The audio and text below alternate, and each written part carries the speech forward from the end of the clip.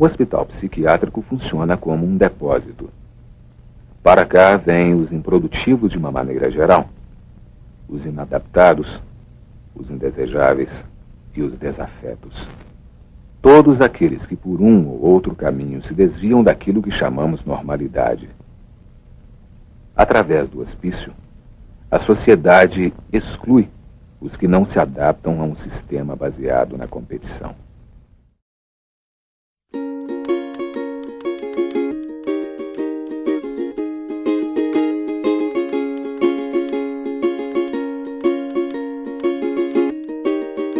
A psiquiatria tradicional baseava as formas de tratamento de pacientes com diagnósticos de transtornos mentais, como esquizofrenia, depressão e transtornos bipolares, em modelos muito antigos, anteriores à Revolução Francesa. O tratamento do doente mental, ou chamado louco, considerado um incômodo para a sociedade, consistia em retirá-lo do convívio social e isolá-lo em instituições fechadas, quase impenetráveis pelo mundo exterior. O objetivo desse tipo de tratamento era o controle dos sintomas dos pacientes, através do uso de medicação e de procedimentos físicos, como eletrochoques, banhos alternados quentes e frios e até mesmo lobotomias, também chamadas psicocirurgias. A realidade na maior parte dos hospitais psiquiátricos ou manicômios era de abandono, falta de higiene e de cuidados. A prescrição de medicamentos feita de forma irresponsável e exagerada tinha como objetivo tornar o paciente estável, ou seja, livre de sintomas físicos ou psicológicos. No entanto, acabava por deixá-lo dopado e sem nenhum traço de humanidade.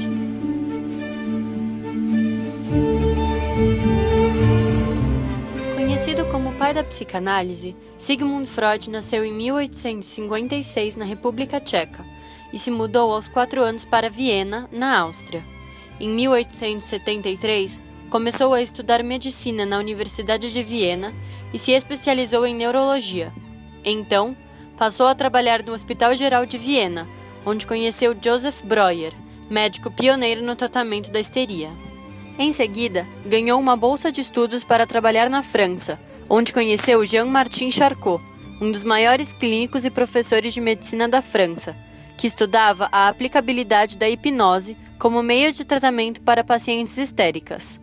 Descobriu que, através da hipnose, era capaz de eliminar sintomas neuróticos como cegueira, paralisia e perda de controle motor. Freud, ao retornar para Viena, passou a colaborar com Breuer no tratamento da histeria, e em 1895 os dois publicaram o livro Estudos sobre a Histeria, no qual descreveram casos clínicos reais. Entretanto, constatou que a cura dada pela hipnose era apenas momentânea, já que trazer as experiências traumáticas para a consciência não fazia com que elas fossem devidamente processadas pela psique do paciente. Com o término da hipnose, os sintomas apresentados retornavam. Assim, Freud apropria-se de outro método, usado por Breuer, para trazer à superfície essas memórias, sem que o paciente estivesse inconsciente, o método da associação livre de ideias. Esse consistia em propor exercícios nos quais o paciente deveria responder, rapidamente, aquilo que primeiro associava uma palavra dita pelo terapeuta. As respostas, segundo Freud, evidenciavam as relações feitas pela mente do sujeito, dizendo muito sobre como ele organiza suas experiências e, muitas vezes, revelando conexões com situações vividas no passado, que até então estavam adormecidas no inconsciente. A partir da descoberta dessa nova metodologia, tornou-se possível trabalhar memórias e traumas através da conversa com o terapeuta. Com isso, Freud percebeu que os sintomas físicos, somatizados por pacientes histéricas, desapareciam, havendo finalmente uma cura através da fala. Outro método utilizado por Freud no tratamento de seus pacientes foi a interpretação de sonhos. Para Freud, os sonhos seriam fruto da atividade do inconsciente durante o sono. O relato do sonho por parte do paciente e a interpretação de seus elementos, conduzida pelo analista, seriam as principais vias de acesso a conteúdos inconscientes e poderiam auxiliar no processo de cura de seus pacientes. O sonho é uma formação do inconsciente, né? Ele expressa um conteúdo inconsciente e, por isso, ele é tão interessante no tratamento da neurose. O esforço por formular o primeiro grande modelo de funcionamento do aparelho psíquico, a primeira tópica, ocorreu progressivamente dentre os primeiros trabalhos de Freud sobre a histeria. Segundo esse modelo, o psiquismo seria composto por dois grandes sistemas, o inconsciente e o pré-consciente consciente. No consciente estariam as representações mentais que precisam ser acessadas constantemente, como rostos ou nomes, além de memórias recém-adquiridas. No pré-consciente, localizariam-se as representações que, no momento, não são conscientes, mas que podem vir à tona a partir de um gatilho externo, como um cheiro, uma cor, etc. Já no inconsciente, estariam as representações que já estiveram no consciente ou no pré-consciente, mas que de lá foram expulsas por um mecanismo de censura que mantém afastadas representações indesejáveis, já que causam muita dor naquele que as possui. Não por isso, aquilo que está nessa instância deixa de ter influência em nossa vida. Pelo contrário, o inconsciente está presente nas nossas ações e pensamentos o tempo todo, devido a um jogo de forças entre os conteúdos reprimidos e os mecanismos repressores, que resultam na produção das chamadas formações do inconsciente, como sintomas, sonhos e lapsos. Entretanto, após a primeira tópica, Freud lança uma nova tentativa de dividir e compreender o funcionamento do aparelho psíquico, e que recebe o nome de segunda tópica. Nessa outra divisão, ele propõe a existência do ego, do id e do superego. O id, instância totalmente inconsciente, possui em si toda a energia psíquica, a chamada libido.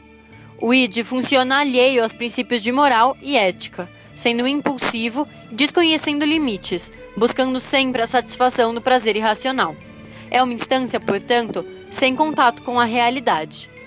Já o ego, instância majoritariamente consciente, atua como um mediador entre os impulsos do id e a realidade, buscando sempre a hora certa de satisfazer os desejos com o mínimo de impactos negativos no mundo real. Pode-se dizer que o ego é aquilo que denomina-se razão. O superego, por outro lado, atua tanto no inconsciente como no consciente, e é criado durante o desenvolvimento infantil, ao se assimilar os valores e a moral da sociedade em que o sujeito está inserido. Ele possui três funções principais: punir na ocorrência de um desvio dos valores, tanto em termos de ações como de pensamentos, forçar o ego a trabalhar de maneira moral, reprimindo o id, e conduzir o sujeito à perfeição, dentro dos modelos a ele ditados. Após sistematizar o aparelho psíquico, Freud se empenhou na busca por uma explicação sobre a dinâmica dos fenômenos mentais. O ponto de vista dinâmico explica os fenômenos psíquicos como sendo resultado da interação e da contraação de forças antagônicas. Ele definiu as pulsões como impulsos energéticos internos, que direcionam o comportamento do indivíduo de maneira diferente daquele gerado por decisões, motivados por forças internas inconscientes e que não passam por um processo de decisão. Ou seja, todo ser humano possui uma energia psíquica interna que gera tensão quando acumulada, e o objetivo do indivíduo seria, assim, atingir um baixo nível de tensão interna. Para isso, a interação entre as três estruturas da mente, id, ego e superego, desempenha um papel muito importante, determinando a forma como esse descarregamento se manifestará. O mecanismo de recalque, pelo qual a censura já mencionada atua, é um dos mais fundamentais para a psicanálise. Ele denota um mecanismo mental de defesa, através do qual a mente do sujeito rejeita determinadas representações que por algum motivo lhes causam dor, colocando-as no inconsciente, no esquecimento, bloqueando assim os conflitos geradores de angústia. Segundo Freud, os conteúdos refutados não são destruídos ou esquecidos, mas se mantêm influenciando a vida consciente e se manifestando nela através de sonhos ou sintomas de neurose. Um dos grandes investimentos de Freud foi o estudo da relação entre paciente e analista, fundamental para o tratamento. Freud denominou transferência o fenômeno que ocorre na relação entre paciente e terapeuta, no qual os sentimentos, desejos e impressões dos primeiros vínculos de afeto do paciente, como as figuras de seus pais, tomam forma no terapeuta, possibilitando que o indivíduo os vivencie novamente na atualidade, encontrando no psicanalista o conforto passado. Ao mesmo tempo em que o paciente transfere seus sentimentos para o terapeuta, este também vai apresentar uma resposta emocional ao paciente, na chamada contratransferência. A partir disso, Freud começa a entender a transferência é um mecanismo decisivo na geração de empatia entre os dois protagonistas, sentimento que se faz necessário no momento de resgate das experiências inconscientes e seu trabalho.